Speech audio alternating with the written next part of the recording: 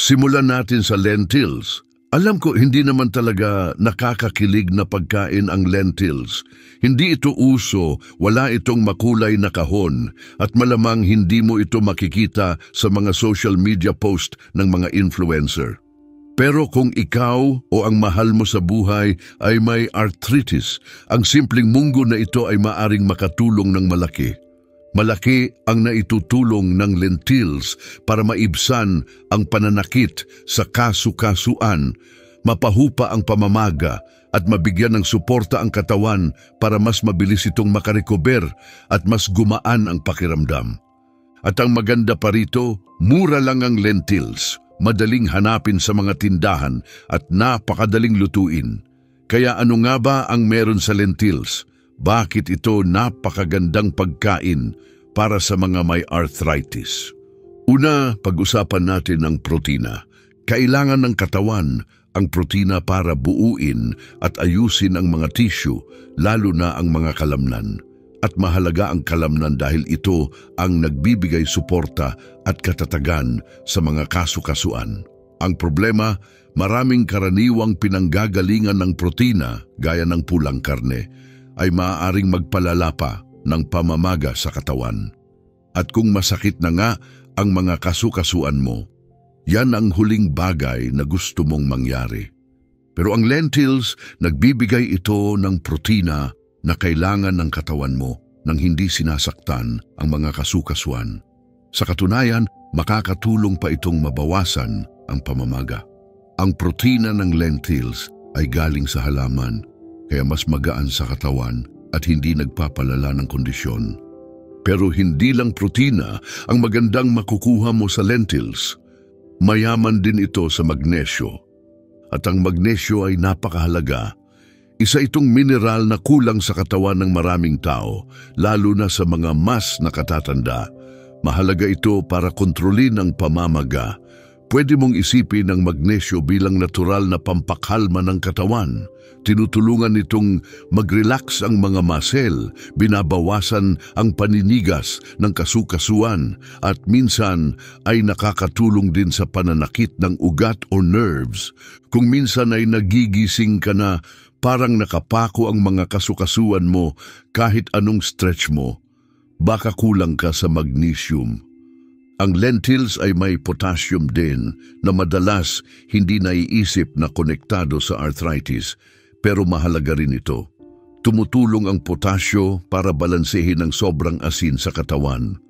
At kapag sobra ang sodium, lalo na kung galing sa mga delata at processed food, pwedeng magdulot ito ng pamamaga at panlalambot ng kasu-kasuan. Kung madalas na namamaga o namumugto ang tuhod o daliri mo, baka dahil ito sa sobrang alat. Pero kung may sapat kang potassium gaya ng makukuha sa lentils, mas madali para sa katawan na ilabas ang sobrang sodium at bawasan ang pamamaga.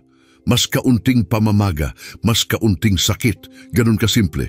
At huwag kalimutan, mayaman din sa fiber ang lentils. Maaring itanong mo, anong kinalaman ng fiber sa mga kasu-kasuan? Pero ang totoo, malaki ang epekto nito. Kapag biglang tumataas ang blood sugar mo, lumalala ang inflammation. At kapag tumaas ang blood sugar mo nang mabilis, naglalabas ang katawan ng mga chemical na nagpapalala ng pamamaga. At dito lumalala ang problema. Masakit ang mga kasu-kasuan, mas matigas ang galaw, at mas hindi komportable ang pakiramdam. Pero dito pumapasok ang tulong ng fiber. Pinapabagal nito ang pagproseso ng asukal sa katawan, kaya hindi biglang tumataas ang blood sugar mo. Kapag kumakain ka ng pagkaing mayaman sa fiber, gaya ng lentils, mas pantay ang enerhiya mo buong araw at mas napoprotektahan ang iyong mga kasu-kasuan. Ngayon naman, pag-usapan natin ang isang bagay na madalas hindi nabibigyang pansin, ang folate o vitamin B9. Madalas, hindi ito napapansin pero napakahalaga nito. Isa sa mga pangunahing trabaho ng folate ay ang pagbawas ng isang substance sa dugo na tinatawag na homocysteine. Ang homocysteine ay isang uri ng amino acid. Kapag masyado itong mataas sa katawan, nauugnay ito sa mas matinding pamamaga at pananakit ng kasukasuan. Ang magandang balita, mataas ang folate sa lentils. At kapag regular mong kinakain ang lentils, matutulungan nitong mapanatili sa normal na antas ang homocysteine sa dugo. Isa ito sa mga maliliit na pagbabago sa pagkain na baka hindi mo agad mapansin ang epekto. Pero habang tumatagal, makikita mo ang malinaw na ginhawa. Baka iniisip mo ngayon, ayos yan, pero paano ko ba talaga magagamit ang lentils sa pagkain? Ang sagot, kahit paano mo gusto. Napakadaling lutuin at ihalo ng lentils. Kahit hindi ka sanay magluto o ayaw mong matagal sa kusina, pwede mo itong idagdag sa mainit na sopas o sa nilaga. Sasagap ito ng lasa habang nagbibigay ng magandang texture at nakakabusog. Pwede ka ring gumawa ng masarap na lentil curry gamit ang sibuyas, bawang at mga paborito mong ricado. O kaya naman palamigin mo ito at ihalo sa salad kasama ng hiniwang gulay, kaunting olive oil at patak ng kalamansi o lemon. Kung binabawasan mo ang pagkain ng karne, maganda rin itong pamalit. Pwede mo itong gawing palaman sa tacos, wraps o gumawa ng sarili mong meat-free burger patties. Ang pinakamagandang bahagi, sinasagap ng lentils ang lasa ng kahit anong pampalasa. Pwede mo itong gawing maalat, maanghang, o kahit lagyan ng konting tamis. At heto pa ang isa pang dahilan para mahalin ng lentils. Hindi mo na kailangang ibabad ito magdamag tulad ng ibang beans. Pwede mo itong lutuin kahit biglaan, banlawan lang, ilagay sa kaserola kasama ng tubig o sabaw, pakuluin, tapos hinaan ang apoy at pakuluan sa loob ng 20 hanggang 30 minuto. Ganun lang kasimple. Madali rin ito sa tiyan. Walang kabigatan, walang kabag, basta masarap at masustansyang pagkain. Gusto mo pang mas palakasin ang benepisyo ng lentils? Ihalo ito sa ibang pagkaing panlaban sa pamamaga. Magdagdag ng sariwang dahon gaya ng spinach o kale. Lagyan ng kaunting turmeric at pamintang itim o patakan ng lemon juice. Ang maliliit na sangkap na ito ay nakakadagdag sa lakas ng anti-inflammatory ng pagkain mo. Kapag pinagsama-sama mo ang mga sangkap na ito, hindi ka lang basta nagluluto ng masustansya. Tinutulungan mo ang katawan mong labanan ng sakit at paninigas na dala ng arthritis. At tandaan mo ito, hindi mo kailangang baguhin agad-agad ang lahat. Hindi mo kailangang iwasan lahat ng bawal sa isang araw. Simulan mo lang sa pagdagdag ng lentils sa pagkain mo 2 o 3 beses sa isang linggo. Isa itong simpleng paraan, abot-kaya at makakatulong para gumaan ang pakiramdam mo. Ang totoo, kadalasan ang mga pinakasimple at hindi pinapansin na pagkain ang siyang pinakakapani-paniwalang epektibo. Kaya sa susunod na mamimili ka, huwag mong palampasin ang lentils. Kumuha ka ng isang bag. Subukan mo ang isang bagong recipe. Tingnan mo kung anong epekto nito sa katawan mo. Dahil pagdating sa natural na ginhawa mula sa arthritis, ang lentils ay tahimik lang pero malakas tumulong. Ang lentils ay hindi lang basta pampabusog. May ginagawa talaga itong mahalaga sa loob ng katawan mo. Pinapababa nito ang pamamaga, pinapakain ang mga kasukasuan ng kailangan nilang sustansya at binibigyan ka ng lakas at suporta para magpatuloy sa buhay ng mas magaan. Kapag may arthritis ka, minsan parang kalaban mo na ang sarili mong katawan. Parang lahat ng bagay, bigla na lang nagiging mahirap. Pero ang mga pagkain tulad ng lentils ay patunay na may natural na paraan para lumaban. At ang maganda rito, hindi mo kailangang umasa lang sa gamot o tableta. Minsan, ginhawa ay nagmumula sa simpleng pagkain lang na nilalagay mo sa plato mo. Ngayon, punta na tayo sa pangalawang pagkain, chickpeas. Panahon na para pag-usapan ang isa sa mga madalas baliwalain pero sobrang makapangyarihang pagkain pagdating sa kalusugan ng kasukasuan. Malamang nakita mo na ang chickpeas sa hummus o kaya naman sa mga salad bilang maliliit na bilog na butil, pero huwag mong maliitin ang itsura nito. Ang chickpeas ay hindi lang basta dagdag sa pagkain o background na sangkap. Ang maliliit na munggong ito ay punong-puno ng sustansya na pwedeng magdala ng malaking ginhawa sa iyong kasukasuan. Nakakatulong ito para bawasan ang pamamaga, maibsan ang sakit at mapalakas ang kalusugan mo sa paraang madaling panatilihin araw-araw. At kapag nalaman mo kung gaano ito kahalaga, lalo na kung may arthritis ka, hindi mo natitingnan ang chickpeas sa dating paraan. Ano nga ba ang meron sa chickpeas na nakakabuti sa katawan? Una sa lahat, isa itong napakagandang pinagmumulan ng protina na galing sa halaman. Kung sinusubukan mong bawasan ang pagkain ng pulang karne dahil sa taba o dahil nakakapagpalala ito ng pamamaga, ang chickpeas ay isang matalino at masustansyang pamalit. Kailangan natin ng protina para magbuo at mapanatiling malakas ang ating mga kalamnan. At yan ay napakahalaga, lalo na kung ikaw ay tumatanda na o hirap ng kumilos gaya ng dati. Kapag malakas ang mga kalamnan mo, mas nasusuportahan ang mga kasukasuan mo.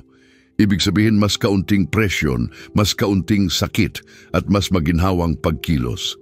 At sa chickpeas, nakakakuha ka ng proteinang talagang sumasang-ayon sa katawan mo. Hindi nito sinisira o pinapalala ang kondisyon mo.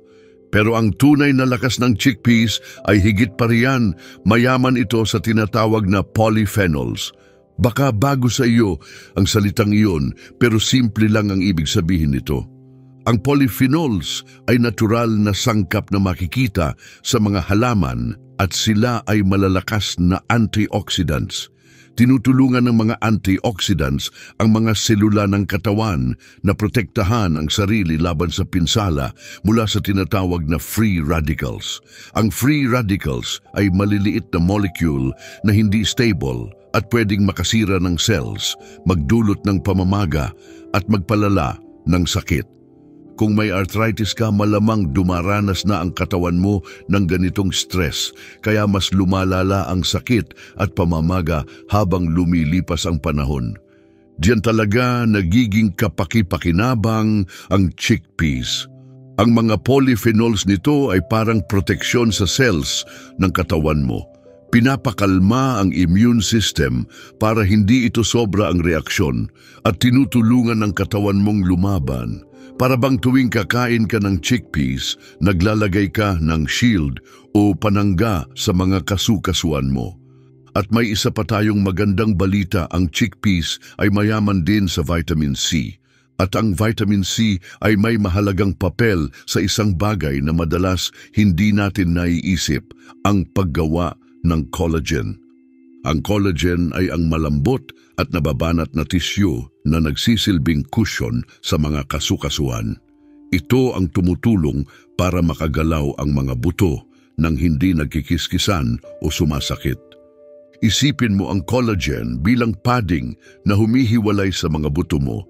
Kapag kulang ka sa collagen, nauubos ang cushion na ito. At kapag nangyari iyon, nagsisimulang sumakit ang mga kasukasuan, parang masikip, masakit at hindi komportable. Pero kapag nabibigyan mo ang katawan mo ng sapat na vitamin C, tulad ng makukuha sa chickpeas, nakakagawa ito ng collagen ng natural. Ibig sabihin, napoprotektahan pa rin ang mga kasukasuan mo at mas magaan ang galaw. Hindi lang basta pinapahupa ang sakit, tinutulungan mo ang katawan mong ayusin ang sarili nito mula sa loob. At tulad ng lentils, ang chickpeas ay mayaman din sa magnesium, isang mineral na madalas hindi nabibigyang pansin, pero napakahalaga lalo na sa mga may iniindang sakit sa kasukasuan. Ang magnesyo ay parang tahimik na manggagawa sa likod ng lahat. Tinutulungan nitong mag-relax ang mga muscle, pinapakalma ang nervous system at pinapalakas ang mga buto.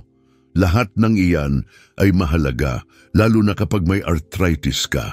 Kapag masyadong tense o pagod ang mga kalamnan mo, ang mga kasukasuan ang napipilitang bumawi.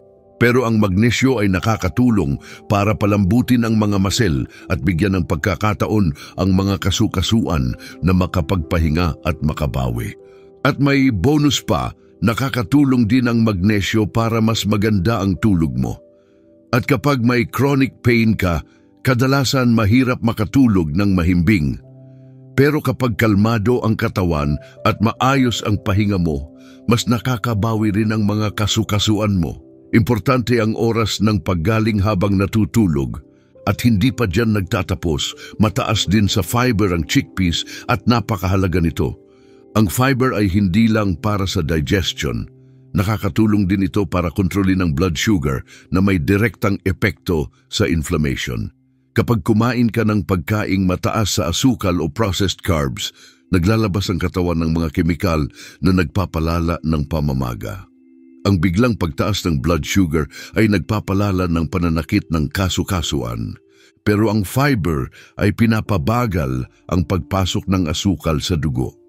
Salamat sa mataas na fiber ng chickpeas, natutulungan nitong panatilihing steady ang blood sugar mo buong araw, mas kaunting spike, mas kaunting pamamaga. At kapag mas kaunti ang pamamaga, mas kaunti rin ang sakit at paninigas. Iyan ang klase ng tulong na kailangan ng katawan mo araw-araw. Ngayon, heto ang masayang bahagi.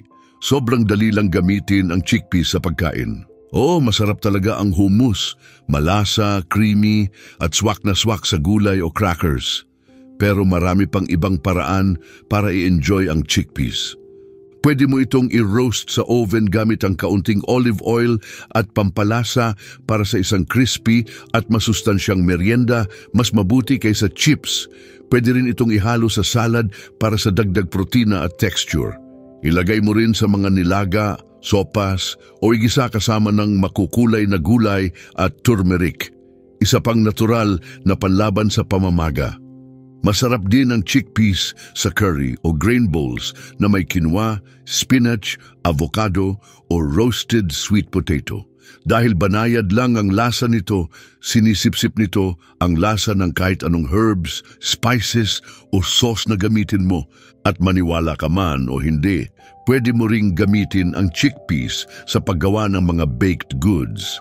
Ang chickpea flour ay isang napakagandang gluten-free na alternatibo para sa pancakes, flatbreads o cookies. Pwede mo ring ihalo ang buong chickpeas sa brownie batter o durugin ito para gawing homemade veggie burgers. Napakaraming pwedeng gawin at dahil nakabubusog ang chickpeas, mas matagal kang hindi magugutom. Malaking tulong ito lalo na kung sinusubukan mong kontrolin ng timbang habang may arthritis. Isa pang magandang dahilan para kumain ng mas maraming chickpeas. Mura lang ito at madaling hanapin. Hindi mo kailangang pumunta sa specialty store. Karamihan sa mga grocery store ay may canned o dried na chickpeas. Kung canned ang pipiliin mo, walang problema. Banlawan lang ito sa malamig na tubig para matanggal ang sobrang asin. Kung may mas mahabang oras ka, mas tipid ang dried chickpeas. Ibabad mo lang, lutuin ng maramihan at i-store sa ref or freezer para sa mabilisang luto sa susunod. Kahit anong paraan ng paghahanda, may makukuha kang pagkaing punong-puno ng sustansya nang hindi gumagastos ng malaki. Gaano kadalas dapat kumain ng chickpeas? Subukan mong idagdag ito sa pagkain mo ilang beses sa isang linggo bilang panimula. Kapag naging regular na bahagi ito ng diet mo, mararamdaman mo rin ang pagbabago. May ilang tao na halos araw-araw kumakain ng chickpeas at ayos lang yan basta magaan sa katawan mo. Pasasalamatan ka ng mga kasukasuan mo para sa tuloy-tuloy na supply ng healing nutrients. Mas magiging maayos ang tiyan mo dahil sa fiber. At baka mapansin mong mas pantay na rin ang antas ng iyong enerhiya. Ang buhay na may arthritis ay parang pakiramdam mong kalaban mo na ang sarili mong katawan. Parang may laban kang hindi mo pinili. Pero ang mga pagkain tulad ng chickpeas ay paalala na may pag-asa pa. Hindi laging gamot ang sagot, Minsan ginhawa ay nagmumula sa simpleng pagkain, tulad ng isang dakot ng chickpeas sa hapunan mo. Oo, maliit lang ang chickpeas, pero huwag mong malitin ang laki ng benepisyo nito. Bawat subo ay may taglay na totoong ginhawa para sa katawan. Isa itong simpleng paraan para unti-unting mabawi ang kontrol sa pakiramdam mo, lalo na kung may nararamdaman kang pananakit sa kasukasuan. Kaya sa susunod na gumawa ka ng grocery list o mamili ka sa tindahan, tandaan mo ito, ang simpleng chickpeas ay hindi lang palamuti sa plato, isa itong makapangyarihang pagkain. Punong-puno ito ng mga sustansyang hinahanap ng kasu-kasuan mo.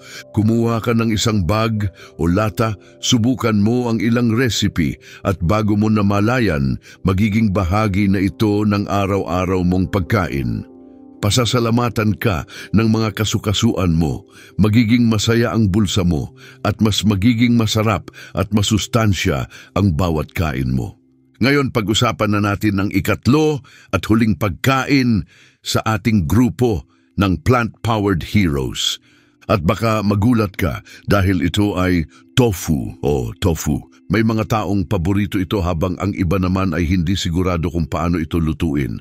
Pero kung ikaw o ang mahal mo sa buhay ay may arthritis, ang tofu ay maaaring isa sa pinakakapaki-pakinabang na pagkain na pwede mong simulan kainin. Hindi man ito mukhang exciting, wala man itong makukulay na label o fancy na packaging, pero puno ito ng sustansyang panlaban sa pamamaga, suporta sa kasukasuan, at tulong para gumana ng mas maayos ang buong katawan. Bakit nga ba dapat mong bigyan ng pansin ang tofu? Una sa lahat, ang tofu ay gawa sa soybeans. At ang soy ay isa sa ilang pagkain mula sa halaman na may tinatawag na complete protein. Ibig sabihin, binibigay ng tofu ang lahat ng siyam na essential amino acids, mga sangkap na kailangan ng katawan para makapag-ayos at makapagpagaling. Isipin mo ang lahat ng bahagi ng katawan na umaasa sa protina, ang iyong mga kasukasuan, kalamnan at mga buto. Lahat iyan ay nangangailangan ng protina para manatiling malusog at matatag, lalo na habang tayo ay tumatanda.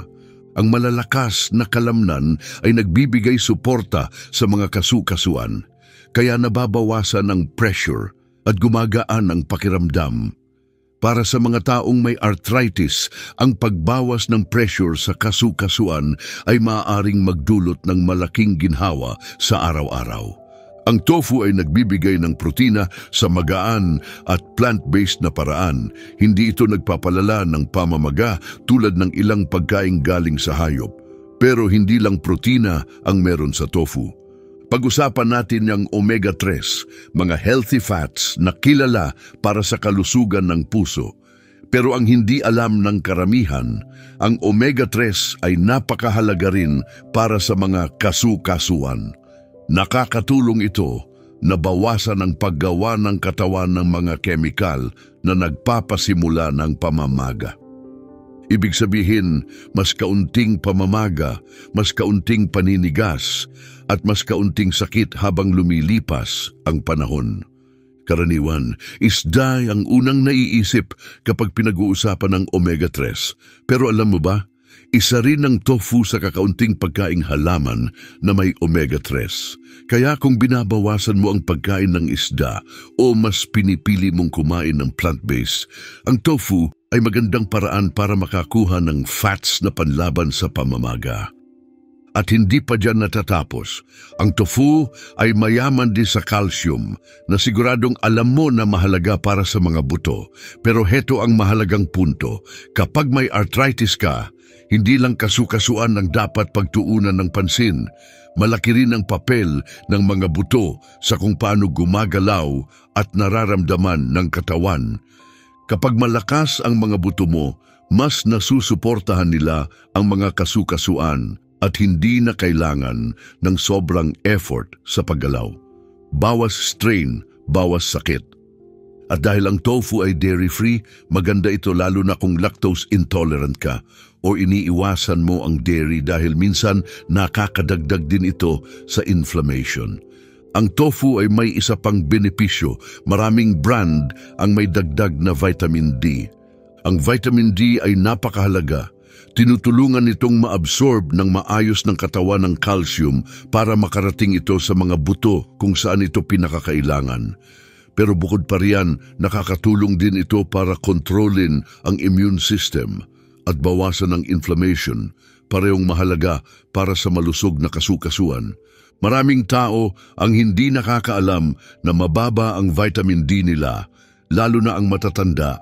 At kapag kulang ka sa vitamin D, pwedeng lumala ng hindi mo namamalayan ang mga sintomas ng arthritis. Ang pagdagdag ng tofu sa pagkain mo ay isang madaling paraan para itaas ang vitamin D level mo at suportahan ang iyong kasukasuan ng natural. At may isa pang mahalagang sangkap sa tofu na dapat mong malaman, ang isoflavones. Ang isoflavones ay natural na compound mula sa soy na gumagana sa katawan na parang estrogen. Pero huwag kang mag-alala, hindi nito ginugulo ang hormones mo. Sa katunayan, ipinapakita ng mga pag-aaral na ang isoflavones ay nakakatulong para mabawasan ang pamamaga, mapaganda ang galaw ng kasukasuan, at kahit mabawasan ang pananakit para sa mga taong may arthritis. Napag-alaman ng mga mananaliksik na ang mga taong regular na kumakain ng soy ay kadalasang may mas magaan na pakiramdam sa katawan. Mas maluwag ang galaw at mas kaunti ang paninigas ng kasukasuan, lalo na sa mga may rheumatoid arthritis. Hindi man ito instant na lunas, isa ito sa mga makapangyarihang paraan kung paano makakatulong ang tofu sa natural na paggaling ng katawan at sa paggaan ng pakiramdam habang tumatagal.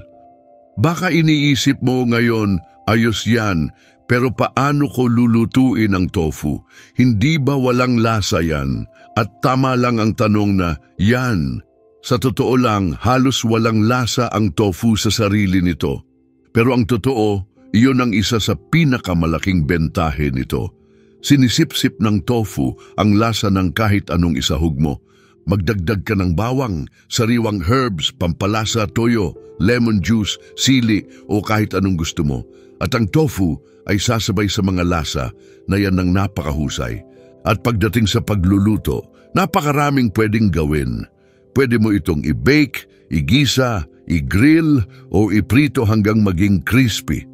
Kung nagsisimula ka pa lang, subukan mo ang extra firm tofu.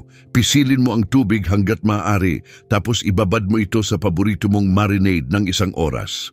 Mas sinisip-sip nito ang lasa kapag ibinabad. Pagkatapos, ihalo mo ito sa vegetable stir-fry, maanghang na curry, grain bowl, salad o wrap. Swak ito kahit saan. Gusto mo ng crispy? I-bake o iprito mo ito sa kawali. Mas gusto mo ng malambot at creamy? Silken tofu ang gamitin mo. Madali itong ihalo sa sopas, smoothies, dips at kahit sa desserts. Pwede kang gumawa ng creamy sauces o puddings gamit ito at halos hindi mo mapapansin na andiyan ang tofu, pero ang katawan mo siguradong makakaramdam ng protina at ginhawa sa kasukasuan. Pwede mo ring gamitin ang tofu bilang pamalit sa cream sa ilang recipes para bawasan ang saturated fat habang nakakakuha ka pa rin ng sustansya. At heto pa ang isa pang dahilan para mahalin ang tofu, mura lang ito at madaling hanapin. Hindi mo kailangang magpunta sa espesyal na tindahan o gumastos ng malaki. Karamihan sa mga supermarket ay may tofu, mula sa soft silken hanggang sa firm o extra firm na varieties. At kapag nasubukan mo na, makikita mong madali lang itong isama sa mga pagkain mo sa buong linggo. Isa pa, ang tofu na hindi pa nabubuksan ay tumatagal ng matagal sa loob ng ref. Kaya napaka-praktikal nitong pagkain para sa mabilis at masustansyang ulam. Gaano kadalas mo ito dapat kainin? Kung wala kang allergy sa soy at magaan ang pakiramdam mo kapag kumakain nito, subukang isama ang tofu sa pagkain mo 2 o 3 beses sa isang linggo. Pwede mo itong i-partner sa ibang pagkaing panlaban sa pamamaga tulad ng turmeric, leafy greens, brown rice o quinoa. Sa ganitong paraan, pinapakain mo ang katawan mo ng kumpletong hanay ng healing nutrients mula sa protina at calcium hanggang omega-3 nang hindi ka gumagastos ng malaki o nasisira ang tiyan mo. Ang mabuhay na may arthritis ay nakakapagod. Yung araw-araw na pananakit, yung paninigas ng kasukasuan, yung pakiramdam na parang hindi na nakikipagtulungan ang katawan mo. Talagang nakakainis. Pero tandaan mo, ang maliliit na pagbabago na ginagawa ng tuloy-tuloy ay pwedeng magdulot ng malaking ginhawa sa paglipas ng panahon. Ang pagdagdag ng tofu sa pagkain mo ay isa sa mga simpleng hakbang na makakatulong sa iyo na mabawasan ang sakit, suportahan ang kalusugan mo at unti-unting mabawi ang kontrol sa nararamdaman mo. Hindi ito tungkol sa pagiging perpekto sa pagkain. Ito ay tungkol sa pag-usad, sa pagpili ng mga pagkain na tumutulong sa katawan mo, hindi yung nagpapalala ng sakit. At ang tofu, kahit madalas na hindi pinapansin, ay isa sa pinakamabuting pagkain na maaari mong piliin. Kaya kahit bago ka pa lang sa plant-based na pagkain o matagal mo na itong sinusubukan, bigyan mo ng pagkakataon ng tofu. Subukan mo ito sa iba't ibang paraan. Hanapin mo kung aling luto at lasa ang pinakagusto mo. Dahil minsan, ang tunay na paggaling ay hindi nanggagaling sa reseta, nanggagaling ito sa kusina mo. At ang tofu ay isa sa mga pinakatagong sikreto pagdating sa natural na ginhawa mula sa arthritis. Bilang mabilis na buod, kung ikaw ay may arthritis at naghahanap ng mga pagkaing makakatulong sa iyo, tandaan ang 3 plant-based na pagkaing ito: lentils, chickpeas at tofu. Ang bawat isa sa mga ito ay punong-puno ng nutrients na natural na nagpapababa ng pamamaga, nagpoprotekta sa kasukasuan at nagpapaginhawa sa buong katawan. Hindi mo kailangan ng mamahaling supplements o komplikadong meal plan. Kailangan mo lang ng simpleng sangkap na kayang tumulong sa paggaling ng katawan mula sa loob. Subukan mong isama ang isa sa mga pagkaing ito sa mga pagkain mo ngayong linggo at pansinin kung paano tumugon ang mga kasukasuan mo. Kahit maliit na pagbabago, pwedeng magdala ng tunay na ginhawa habang lumilipas ang panahon. Kung nagustuhan mo ang video na ito at nakatulong sa iyo, paki-like naman. Malaking tulong ito para sa channel. At huwag kalimutang mag-subscribe at i-on ang notification bell para lagi kang updated kapag may bagong video. Gusto rin kitang marinig. I-share mo sa comments kung alin sa mga pagkaing ito ang gusto mong subukan o kung paano mo personal na pinapangalagaan ang iyong kasukasuan sa natural na paraan. Maraming salamat sa panonood at magkita tayo sa susunod na video.